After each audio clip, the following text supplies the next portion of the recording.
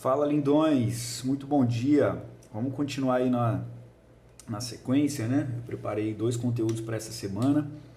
Então, o outro conteúdo que a gente vai ver hoje é esse carinha aí chamado Princípio de Pascal. Ele encontra-se lá na página 45 do seu livro. Deixa eu folhear aqui o livro que eu vou precisar para mostrar para vocês algumas situações problema, onde esse conceito é aplicado, beleza? Então nós estamos aí na página 45 do seu livro, você pode abrir para acompanhar essa aula. Vamos falar então do princípio de Pascal, né? Então Blaise Pascal aí viveu entre 1623 e 1662, ele escreveu um princípio.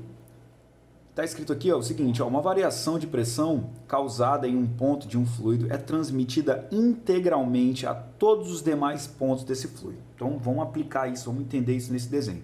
E eu trouxe para vocês aqui o esquema de uma prensa hidráulica. A prensa hidráulica é utilizada para poder erguer carros, para poder fazer as pás ou outros mecanismos aí por exemplo, de uma escavadeira, de um trator, para poder fazer com que você consiga frear um automóvel com uma facilidade que antigamente você não tinha, enfim.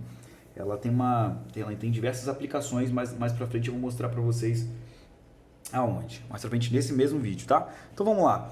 Prensa hidráulica basicamente significa isso aqui, ó, pessoal. Então a gente tem aí um duto que muda de diâmetro, beleza? Então dentro dele a gente aprisiona um determinado fluido incompressível, quer dizer, eu não consigo mudar o volume do fluido aplicando pressão nele, então ele vai ser incompressível. E aí eu vou prender esse fluido aí com 2 êmbolos, tá? Então esse cara aqui é um êmbolo. Basicamente um êmbolo seria aquela partezinha preta de uma seringa, sabe? Enfim. Então esse cara aqui é um êmbolo, esse cara aqui é outro êmbolo. Esse êmbolo aqui tem uma área A1. Esse outro êmbolo aqui eu vou falar que ele tem uma área A2, tá? Então se eu pegar esse cara aqui e olhar de frente, eu vou estar vendo esse formato de área aqui, beleza? Uma área circular. Então vamos lá então para essa ideia do Pascal. O que o Pascal falou? Que se você aplicar uma pressão em uma parte do fluido, essa pressão vai ser transmitida integralmente para esse fluido. Sabe quando você fecha a porta e você vê que a janela mexeu? Não sei se aconteceu isso na sua casa alguma vez. Fechei a porta, né? Aí a janela estava trancada, por exemplo, toda fechadinha, né? Aí eu percebi que a janela fez um barulho. Então isso basicamente é o que? Você está fechando a porta, você está aplicando uma pressão naquele ambiente ali. E essa pressão vai ser distribuída para todo o ambiente. Como o vidro ali tem vai ter um certo movimento, você vai perceber que essa pressão foi transmitida. Tá? E entre outras aplicações aí no nosso mundo, tá? Os ventos, enfim, são causados por diferença de pressão em determinadas regiões da nossa atmosfera. Mas vamos voltar aqui para o nosso experimento. Então o Pascal pensou o seguinte, olha só.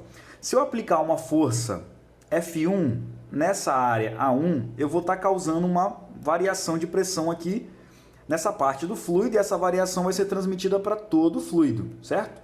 E aí eu vou causar então um deslocamento nesse êmbolo. Esse êmbolo vai se deslocar aí uma distância D1. Ora, por consequência, esse êmbolo aqui também vai deslocar, já que esse líquido aqui é incompressível. Então vamos lá então para a ideia do Pascal. Então o Pascal pensou o seguinte, ó, uma variação de pressão causada em determinado ponto, eu vou chamar esses pontos aqui de pontos ou vários pontos, a linha 1, vai ser transmitida integralmente para todos os demais pontos do fluido, inclusive para esse êmbolo aqui. Então, uma variação vai ser causada então na parte 2 do meu fluido, que eu estou chamando aqui, parte 1 seria esse êmbolo aqui, parte 2 seria esse êmbolo 2 aqui, beleza? Mas nós vimos nas aulas anteriores que pressão é a relação entre força e área, não é mesmo? Nós vimos isso então nas aulas anteriores. Então, essa variação de pressão ΔP1 foi causada por quem? Por uma força 1 sobre a área 1. A força 1 dividido pela área 1, certo? Certo. E a variação causada lá na parte 2 provocou uma força 2 na área 2. A gente pode escrever essa equação dessa maneira, ou se você preferir, você pode passar a área 1 para cima, multiplicando, e a força 2 que está em cima vai passar para baixo aqui do lado esquerdo da igualdade. Ou seja, nós vamos ter uma equaçãozinha assim, ó, F1 sobre F2 vai ser igual a A1 sobre A2. Essa é uma relação de força e área, beleza, lindões? Vocês vão ver a aplicação disso aí nos exercícios que eu vou listar para vocês na nossa atividade semanal. Além disso, o Pascal ainda pensou na questão do deslocamento. Veja bem, ele produziu aqui um deslocamento de um determinado volume de fluido, você concorda? Ó, esse êmbolo passou dessa posição e foi para essa, ou seja, houve um deslocamento numa quantidade de volume, né? Num volume desse fluido. Ora, se esse fluido é incompressível, esse volume aqui, ó, que a gente deslocou, é exatamente igual a esse volume aqui que foi deslocado por consequência. Então, vou escrever isso que eu acabei de dizer. Então, aquele volume ali, aquela variação no volume, né, aquele pequeno volume, eu vou chamar esse cara aqui de ΔV1, é igual a o ΔV2, certo? Que seria esse carinha aqui, que eu vou chamar de ΔV2, certo? Certo. Lá na matemática, vocês viram que o volume de um cilindro, que isso aqui é um cilindro, né? Olha só a seção circular. Então, o volume de um cilindro pode ser calculado como a área da base vezes a altura do cilindro, certo? Então, esse volume aqui pode ser calculado com a área da base, que eu chamei de A1, vezes a altura do cilindro, que no caso aqui eu estou chamando de D1, que é o deslocamento do êmbolo. Então, esse ΔV1 vai ser quem? A área 1 vezes o deslocamento 1. A área da base vezes a altura. Obviamente, o ΔV2 vai ter a mesmíssima ideia. O que eu posso fazer aqui? Eu posso passar esse D2 para baixo e esse A1 para o outro lado. Isso é obrigatório, professor? Não, estou querendo chegar a algum lugar e vocês vão perceber onde eu quero chegar. Então, D1 sobre D2, quer dizer, eu passei o D2 para baixo, está multiplicando e vem para cá dividindo.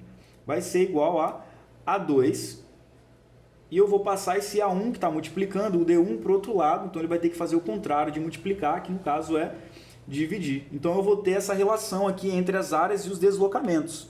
Tá? Então eu vou grifar aqui essa formuleta que a gente vai usar em alguns momentos para alguns problemas. Mas daqui eu posso tirar uma conclusão. Qual conclusão que eu posso tirar? Ora, se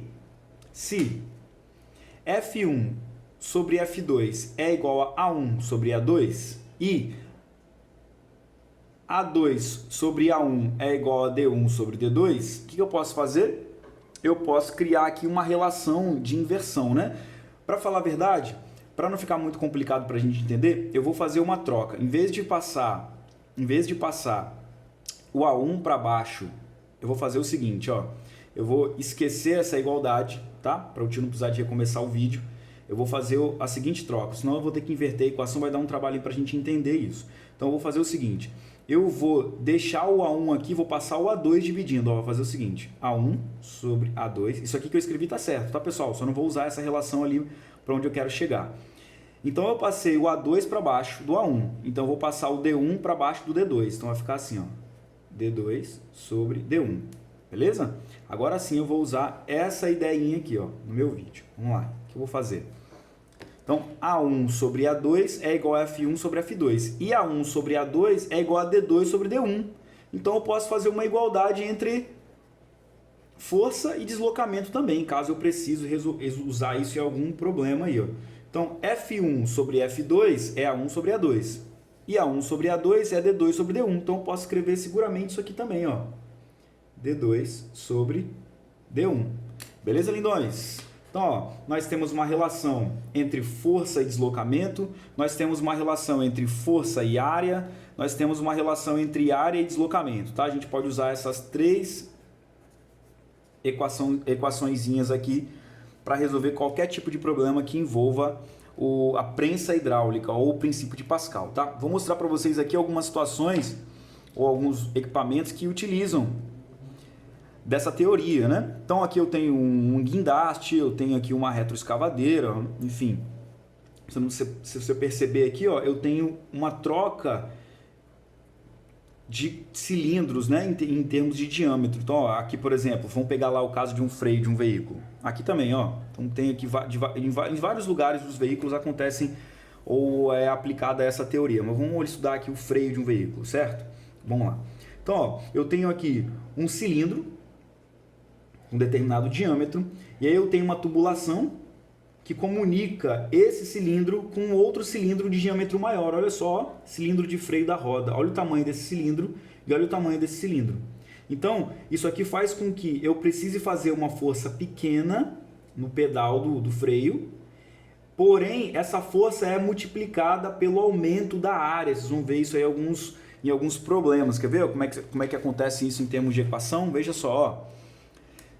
Se eu tenho aqui uma área pequena no lado 1 da minha prensa, eu vou causar uma determinada força, certo? Beleza. Agora, como aqui do outro lado a área cresce, então tem uma diferença de área.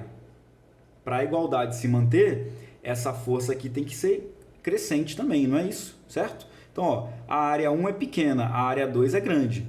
Para eu manter a igualdade, a força 1 tem que ser pequena e a força 2 tem que ser grande. Ou seja, isso aqui é utilizado para multiplicar as forças aplicadas aí. Então, eu faço uma força pequena aqui e essa força é ampliada em relação à área, né? Diretamente proporcional à área. Por exemplo, se a área dobrar, a força dobra. Se a área triplicar, a força triplica. Beleza? E assim por diante.